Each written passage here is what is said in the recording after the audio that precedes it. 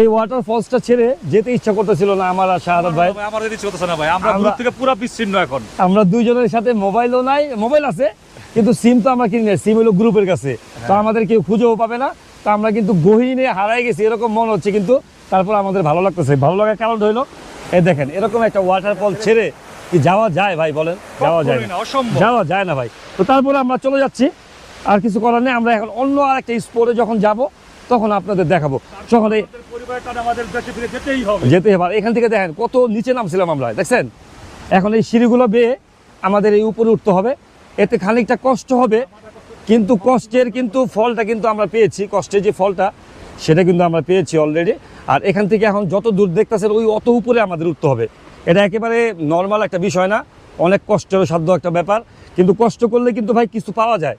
শুধুমাত্র আপনাদের জন্য, আপনাদের এই ফুটেজটা দেখানোর জন্য আমি এত নিচে নামছি। তো কি বলবো, যারা ভিডিওটা দেখতেছেন অবশ্যই লাইক কমেন্ট শেয়ার করেন, তাহলে ভালো লাগবে, কষ্টটা সার্থক মনে করবো আর কি।